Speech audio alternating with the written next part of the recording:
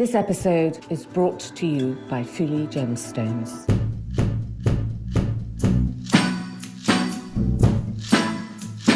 A lot of what surrounds lab diamonds is that, yes, they're not digging a hole in the ground, but they take a lot of energy, etc. to produce. So it's not a clear-cut thing between the two.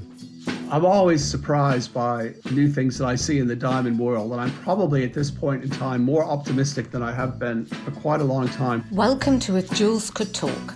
I'm Carol Woolton, the voice of jewellery, an author, broadcaster, and the woman who initiated the role of jewellery editor at magazines like Tatler and British Vogue.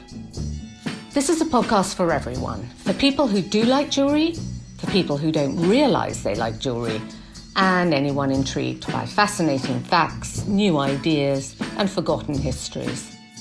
So please join me as I tell sparkly tales, meeting all sorts of people, delving into 4 centuries of jewellery culture, and investigate what's happening now.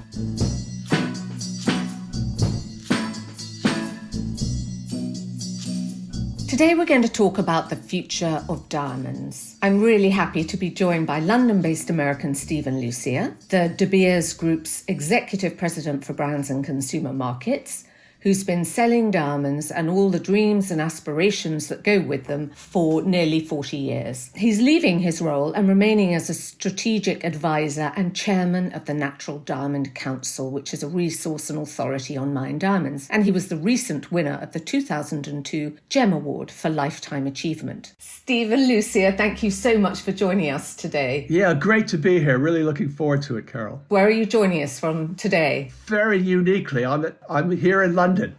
And with him we have another Stephen, London-based Kent-born Stephen Webster, MBE, who's also been a seller of diamond dreams and the jewels he's created over his 40-year career. Stephen has put using responsibly sourced materials at the heart of his brand, which was why I was very keen for him to come back to If Jewels Could Talk and join us today. And Stephen will be telling us about his new diamond collection launching this summer with diamonds created in a carbon negative process, which he says feels like the future. He was the recent winner of the Grosvenor Britain and Ireland Sustainability Award. And we're talking about the future of diamonds here, and sustainability and responsible ethical practices are really crucial to that. So thank you, Stephen, for joining us. Hi, Carol. Hi there. And where are you at the moment? Where are you joining us from? Amsterdam, and I'm staying in the design suite of jeweller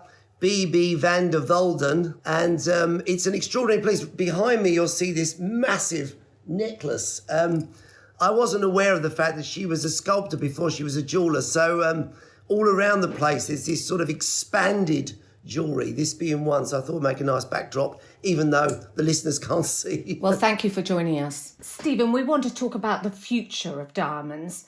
But traditionally, where have been the biggest markets in the world for diamonds? Do you know, it's been quite a changing world for diamonds over, call it the last 10 or 15 years, because if you dial back into history, diamonds were really dominant in 2 markets, the US and Japan, which together accounted for something like 2/3 of the world's consumption. But we've seen some big changes over the past couple of decades. And really, I think the big story is the continued strength of the American market. American consumers' love of diamonds is probably as strong as it ever has been. And today, America accounts for over half of the total consumption of diamonds in the world, which is just, I think, remarkable for what people thought was, a mature market 20 years ago. But I guess the other part of that story is the emergence of China, and to a lesser degree India, but particularly China. If we go back to 1990, had 0 diamond business, no stores, no product in the market, and no awareness really of what diamonds were amongst Chinese consumers. And today the greater China market accounts for close to 20% of the world, and probably much higher percentage for the big global brands. And so that's probably the big story of the last decade, the emergence of China as a number 2 consumer market for diamonds in the world. And I guess the sky's the limit there, isn't it? You know, once you raise that percentage, it could be just huge. Yeah, and we continue to see strong growth from China. If you look at it, say, over a 5-year period, there are always ups and downs along the way, particularly with COVID impact and lockdowns. But fundamentally, there are so many what are called tier 2, tier 3, tier 4 cities. You know, a tier 4 city still has like 5 million people. So they're big places. And there it's still, diamonds are still sort of a new product relative to the gold jewelry, which is the dominant one. Where if you go to the big tier A's, the Shanghais and the Beijings, you know, it's a diamond world. So we know that there's long-term opportunity to continue to scale. And at some point, China will rival the US in terms of global consumption. Stephen, I know you've spent a good deal of the last 40 years with your brand on an aeroplane, traveling the world, going to different gemstone fairs, meeting different diamond dealers, customers around the world. I mean, does this reflect your experience as well as to your consumer?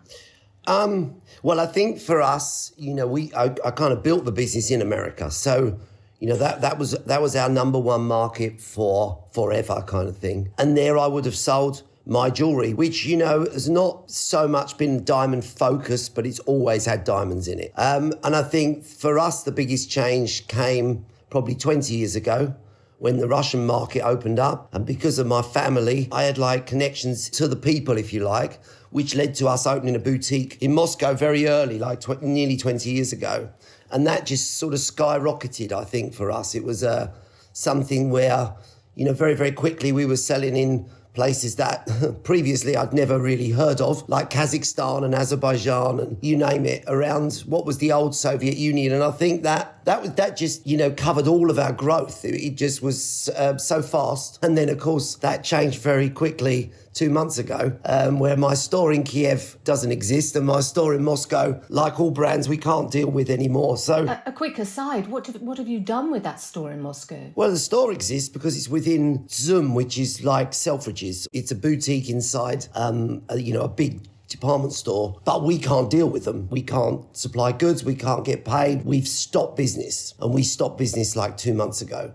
As for our Ukrainian store, my 3 members of staff are now refugees. So I know we're not really wanting to get focused on this, but it sort of shows actually it's how things can change. So that's sort of been a little bit of okay, we weren't expecting that.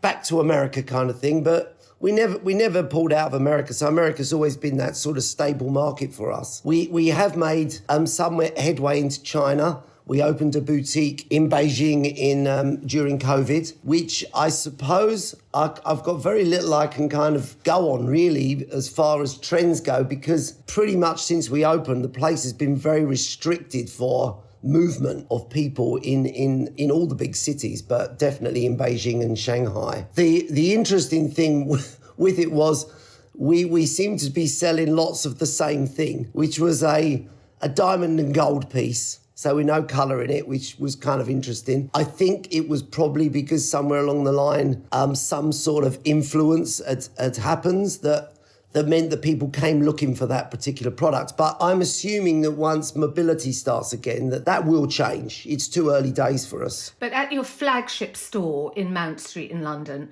are people coming in? Are they asking for diamonds at the moment, or are they looking more at colour?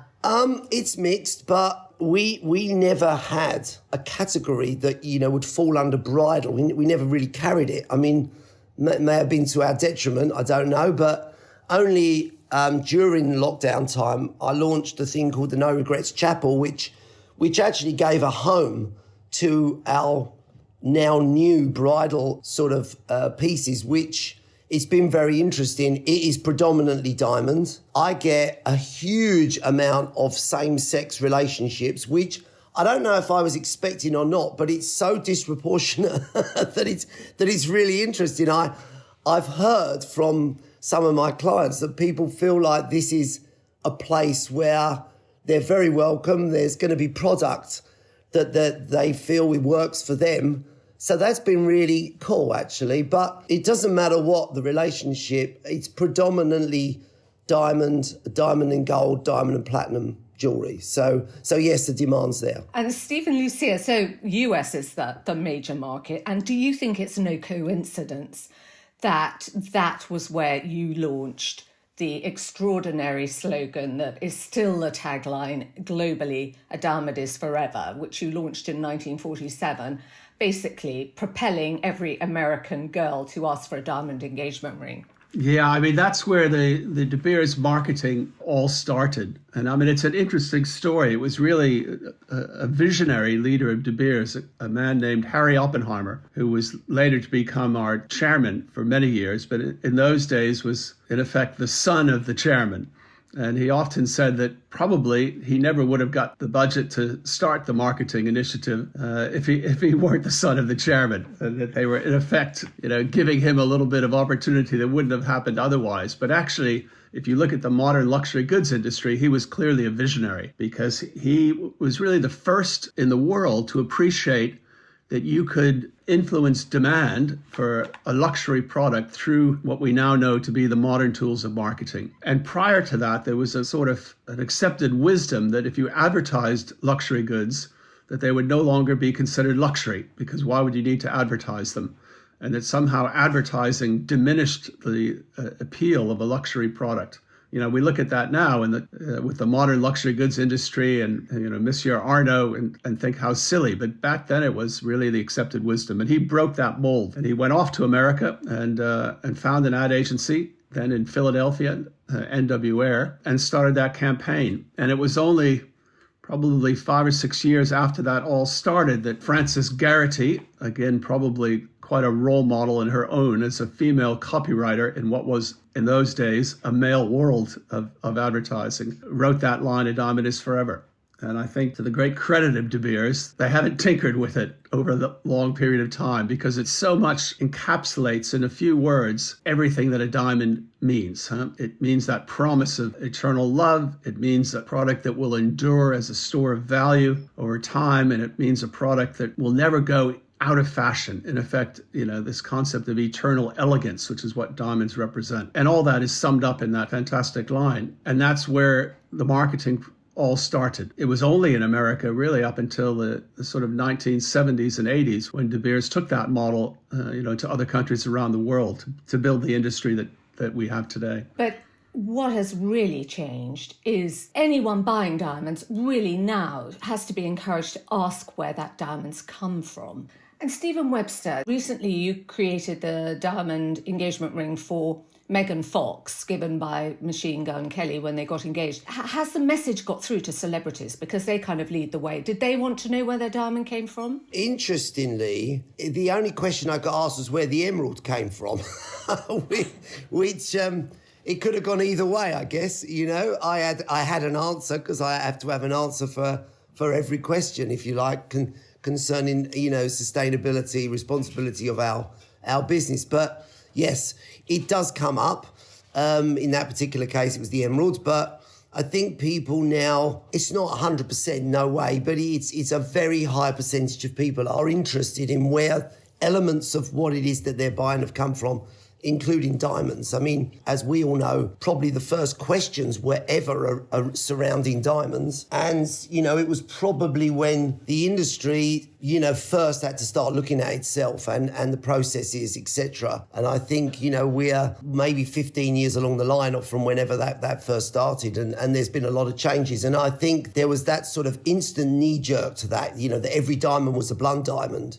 And then it had to be shown that wasn't the case. And then, we're putting in processes like Kimberly process to ensure that that's not the case. But I think then there's also, you could get down to the real nitty gritty, of this sort of impact on the planet and etc. And I think, you have to be really straight with people. You give the answers that you can as truthfully as you can. And, I think we sort of, our sort of mantra is that we're not a sustainable business, but we follow a sustainable model, which is pursuing, as the world is pursuing more sustainability in everything we do. And that's that can be to the extreme, if you like, of a question, or just a general question, where does this diamond come from? Well, I have to say there was a moment there when people were talking about sustainability. People are always going back to conflict diamonds, people were talking about lab-grown diamonds. There was a minute, combined with the fact people were confronting colonial pasts, that I thought diamonds might be cancelled. Stephen Lussier, did this ever worry De Beers, this sort of accumulation of people's questions and confusion about mined stones? I mean, it's something clearly that we're always very conscious of. We have the benefit of the reality being dramatically different. And I think that gives us always great confidence, because the actual story of the positive impact today of diamonds in places like Botswana, South Africa, Namibia, Canada is very compelling. Our task very much is one of being able to communicate that effectively. And when we do, we know people not only are at ease, but actually they feel very positive about the diamond that they own. But I think, it's interesting listening to Stephen talk about the impact or the questions he gets from customers, because I think, I'm a great believer in that idea that change is something that happens really slow until it doesn't. And you hit that tipping point and then it goes rapidly. And I think when it comes to the idea of supply transparency, for lack of a better word, that it has been something that has been building slowly. It started a little bit with, decades ago now with the Kimberley process. The Kimberley process is a process that goes back now more than 20 years. It's actually a UN government, not an industry initiative, but it was one that was, De Beers in particular, were very involved in bringing together the UN and all of their government representatives to develop a system that would make sure that all diamonds were what are now called Kimberley compliant. And that means that the diamonds, as they're exported from their producer countries, those countries have to be Kimberley compliant, meaning that the diamonds that get exported have played no role in effect, the conflicts that the phrase conflict diamond comes from, the conflicts back 20 years ago in those countries. And so, it's a good system, but it doesn't solve all of the world's problems, but it does solve very effectively that one. But again, I think it's not on its own enough. And we've seen, I think, spurred on firstly by sustainability question, and particularly around, carbon neutrality and carbon impact. In terms of climate change, if you need to know your carbon footprint, you need to know the carbon footprint of the products that you buy. And that's particularly important for some of the bigger brands in the luxury goods industry who need to know that. So they need to know about source transparency for that purpose. And that, I think, provided more momentum to this idea. And I think now we're at the tipping point, because, the war in Ukraine has brought into very stark contrast the issue of where do my diamonds come from, given that Russia is a major producer. I think that in and of itself will be the tipping point that changes this world, and that as we go forward in the years to come, it'll become commonplace that certainly in the first instance, retailers will know where their diamonds have come from. And then over time, I think consumers will want to as well.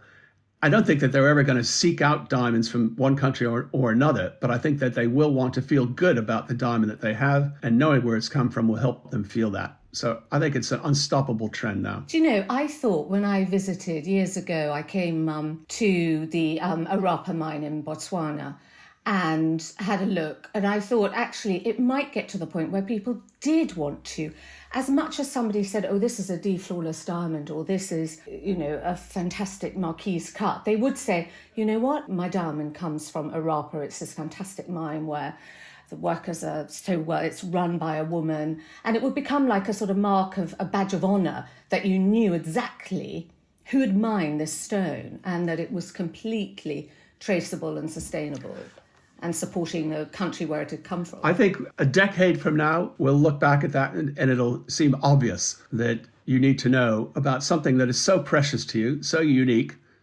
each one 1 billion years old with its own history, that you're going to want to know, and it'll just be part of the process. And there are new tools to enable us to do that. It was quite difficult to do that 10 years ago, but particularly with the developments of things like blockchain and the technology now that allows that process to happen easily, I think it's the path we're headed in. It's just a matter of how long is it going to take to make that the normal part of business. But in De Beers' view, that's where we're headed, and that's what we're intending to be able to provide for all the diamonds that come from any of the mines that we run. And Stephen Webster, you've worked with labyrinth stones, I know, in different collections, not for your brand, but in different collections. And I mean, what's your view about that? And do you think that young people are feeling that that's a more ethical choice than a mine diamond? I did one project actually with Swarovski with using their diamonds, their created diamonds.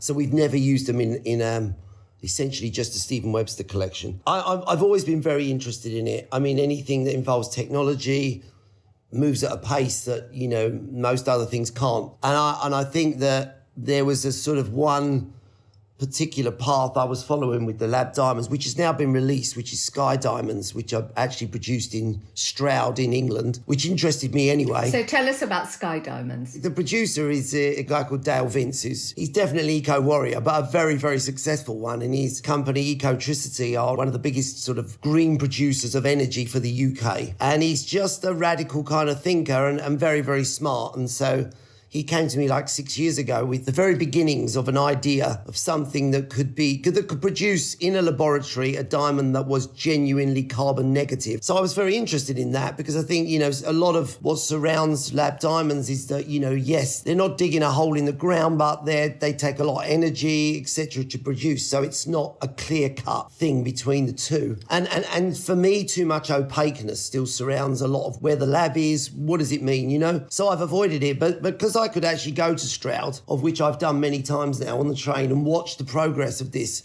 I can see this is genuine. So it's in somewhat sort of alchemy. He's extracting the carbon from the air, spent a fortune on equipment to do that, which is generated by 100% green energy, which he generates. So it's a completely different reason of why someone like myself may want to work with a diamond that's come from a laboratory. I would be very careful about how I did that because it's got to be really clearly separated.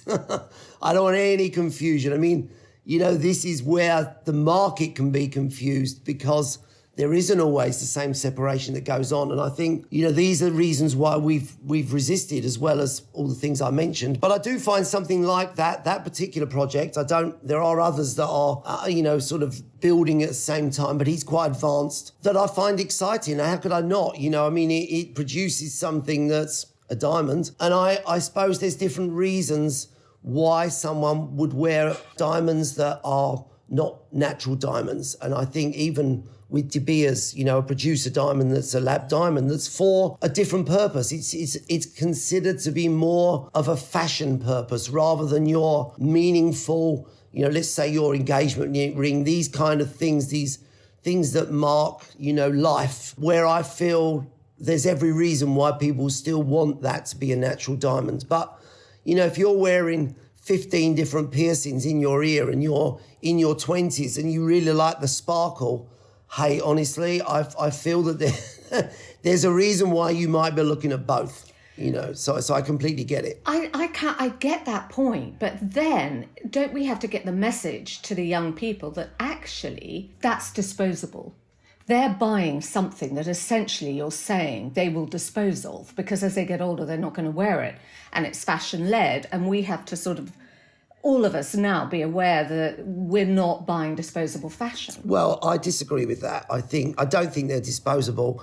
Young people are wearing more jewellery now than I've ever seen. Literally, I'm in Amsterdam today, and I was with a lot of younger people yesterday, and they're just decked, right, in jewellery, and most of it's real. And so the opportunities are there for the jeweller, obviously. I don't think any of those people want to think what they're wearing is disposable. If it's gold and it's a diamond, whether it's a natural diamond or it's a lab diamond, because that's what we're talking about, I don't think either one will be looked at as a disposable item. I think, it can be recycled. It can be done the same as whatever people are wearing now, rather than it being disposed of. Yeah, and do you think that is like their starter stone, and then they want to upgrade as they recycle and maybe replace it with a mined stone? Do they have that kind of mindset? Well, I'm not in the mind yet, but I can only go by my daughters, who are 22 and 30, their crowd. I wouldn't say yet any of those people are particularly leaning towards a lab diamond.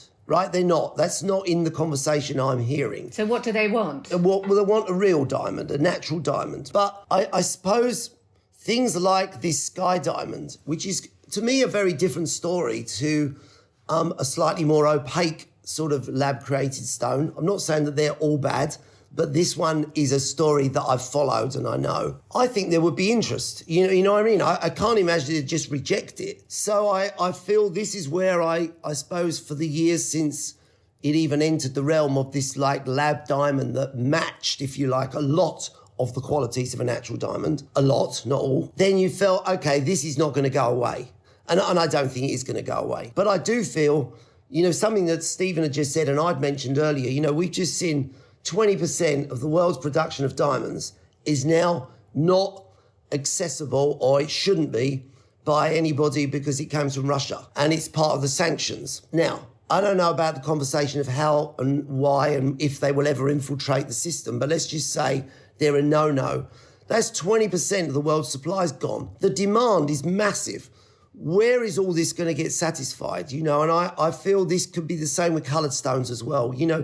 The demand seems to outstrip the supply. Even if it's not right now, it will do. And I think, things like this conversation with the lab diamonds, maybe that satisfies an element of that demand. What do you think about that, Stephen? Lussier? Yeah, Carol, it's such an interesting question. And I think the challenge that I have, and as you know, De Beers has its Lightbox laboratory-grown diamond brand. So we're involved in both segments. And I think at the moment we're in that era of fog and misperception and misunderstanding, and we'll come out of that in time. And what it takes, I think, is just a lot more honesty on the part of everyone in our industry to communicate the differences between the two products. And there are some really fundamental differences. And it doesn't make one product good or another one bad. It just makes them different. And pretending that they're not is the challenge. Now, you asked in the beginning about, what is the perception of lab-grown diamonds when it comes to things like the environment? And I think the perception is that they're somehow better.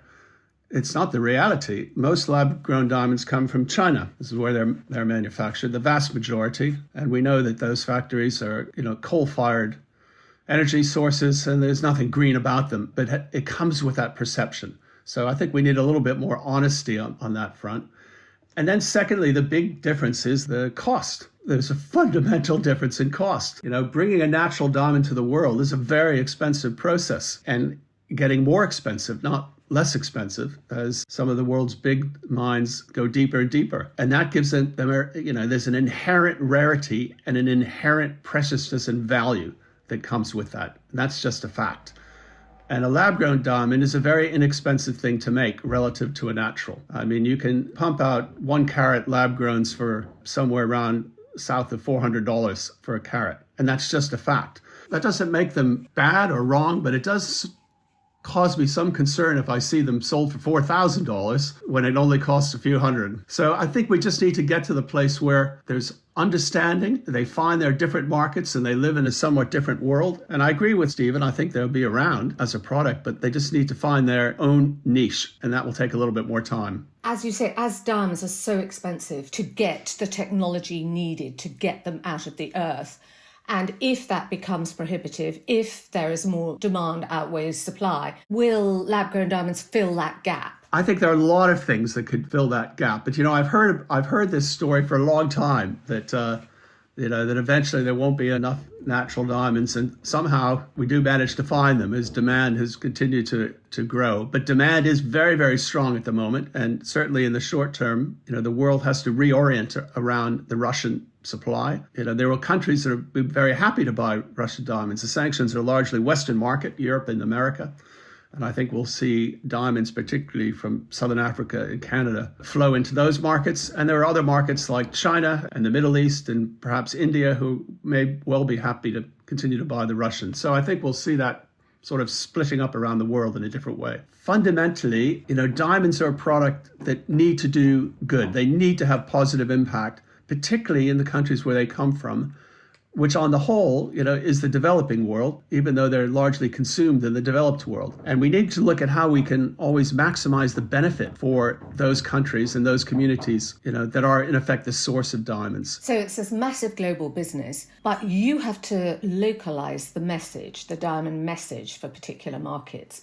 So how do you do that? Do you focus a message in India, a message in China, a different one in the US? Yeah, it's a mix, to be honest, when we think about that, because the core of what we call the diamond dream, the core thing that diamonds mean to people, is pretty universal. So all over the world, diamonds are valued and appreciated because they're inherently precious, they're inherently rare, they're a store of value, and they're a symbol of love. And that's as true in China or India as it is in America or the UK. So those elements are quite common, but the form that they take is quite different in different countries. So now blockchains played a big part in people being the traceability for retailers. But you're working on a code of origin, aren't you, for consumers? Yeah, we believe that the future of particularly gemstones is that you'll need to tell the story on its entire journey from where it started life until it got onto your finger. Historically, that's just not been logistically possible to do, with all the diamonds that are discovered each year. But now with the technology, both blockchain, but also the technology that De Beers has developed to be able to photograph and re-identify diamonds through that process, we can now do it. We have that capability to tell that story. For us, it depends a little bit on the jeweler. I think the big global brands, I think they want to know where their diamonds have come from, so their brand can stand proudly behind the positive impact of that. And for other consumers, I think they just like the story. It adds, I think, to this reality that diamonds are extraordinarily unique things. Each one is different. Each one has its own story, but we haven't been able to tell all of that before. And I think it's quite an exciting initiative. As we say, we call it the Code of Origin. Something we're going to be rolling out now over the coming months and years until we get to the point where literally all of our diamonds will come with that story. To me, I think it's just inherently part of the future. So the future of the diamond is assured in our lives. I'm always surprised by new things that I see in the diamond world. And I'm probably at this point in time more optimistic than I have been for quite a long time for two big reasons. Historically, if you take America, our biggest market in the world, historically, where did it all come from? The diamond engagement ring and other gifts of love, anniversary bands and eternity rings and that core market. But today, for the first time, that's actually become the minority market. Women buying diamonds for themselves have eclipsed the engagement ring market in America in 2021. We're just at the beginning of that story. So women buying diamonds for themselves is like a whole new market, which has come to the American diamond market. And secondly, men. And I think, Stephen was talking a little bit about that earlier when you're talking about young people being very jewelry orientated. And if you look at teenagers, there's a lot of jewelry. And most interestingly, you look at teenage men, there's a lot of jewelry. It's largely inexpensive jewelry because they haven't got jobs yet. They haven't earning incomes, but it'll come. And my son, who is 25, my oldest son, probably about 2 years ago, asked me, said, "Dad, do you have a tennis bracelet?" And I said, "What do you mean, do I have a tennis bracelet?" He said, "I'd really like to wear it. Could you must have one that you can loan me." And I thought, geez, he wants to wear a tennis bracelet. He saw nothing feminine about wearing a tennis bracelet. I did think we'll probably have to rename it because that's probably not the right name for the way in which he wants to use it. There's no sense in their minds that diamonds are a female product. And even things that we would think were traditionally female design, very happy. So it's likely to be chains and bangles, I think, more than rings. There's a lot of neckwear and there's a lot of wristwear. And our job is to, I think, rethink the way in which we create design. I mean, if I go to most jewelers and I ask for the men's category, it's not what the young men want in the store today. So we haven't really developed the right product for them, but I think we can see it's coming and really smart designers will get there. Probably it will start with more niche and smaller designers and then the big guys will follow once they see the path. That's what I think is so exciting, that we've got our traditional market, but there are huge opportunities in these new segments that are going to make, I think, jewelry a very powerful part of people's lives going forward. Stephen Webster, what's the future of diamonds for you? What do you think is going to happen? Well, I can't see, you'd mentioned, I had some concerns about the fact that diamonds could be cancelled. There is no evidence of that. I feel that, all the time that the industry now feels to me like a way more creative, exciting industry in the last 20 years than it was previously. And I think all the time people are creative and they're using diamonds, they're using all the preciousness that fine jewelry requires. I think there will be demand for it. I can't see at the moment, certainly not in the next 5 years or something. It's silly looking much beyond that suddenly jewelry's not going to be part of every single look. It's so crazy. I mean, it was sort of part of one look at one time, and I'm talking about this from a it's fashion, but I think it's got more longevity than just fashion.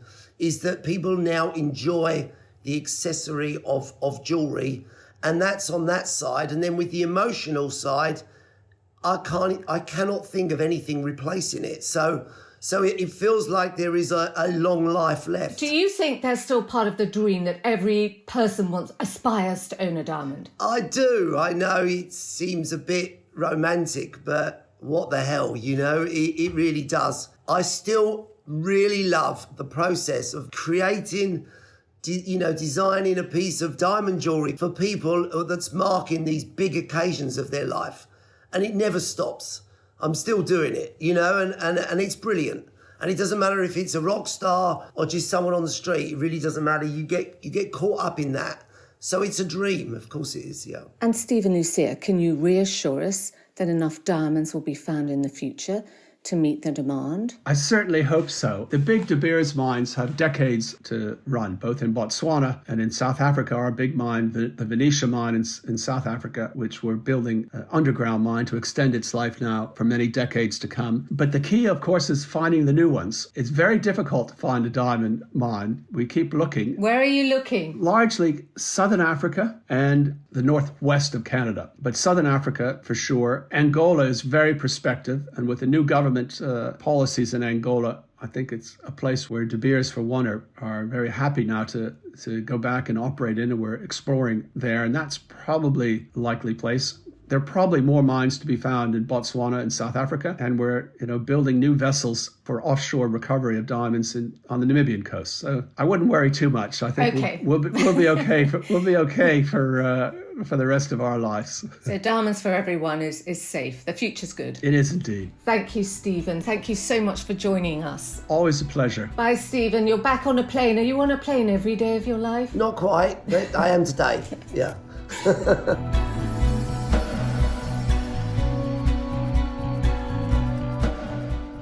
Thank you for listening. For more information about this and other episodes of If Jewels Could Talk, please go to our website, carolwoolton.com/podcasts. And if you liked it, please share it any way that you can, and subscribe to our podcast feed on any of the usual platforms where you find your podcast, and we'd love a rating and a comment. Please join me again in 2 weeks for the next Jeweled Nugget, and this is an If Jewels Could Talk exclusive. We are talking to the Deputy Surveyor of the Queen's Works of Art and Jewellery, Caroline de Guiteau, who's giving us an exclusive tour of the jewels Her Majesty will be exhibiting at Windsor Castle and Buckingham Palace. So thank you for listening today, and please join us then. Goodbye. If Jewels Could Talk with Carol Woolton is produced by Natasha Cowan, music and editing by Tim Thornton, graphics by Scott Bentley, illustration by Jordi Labanda, and you can find me on Instagram at Carol Woolton.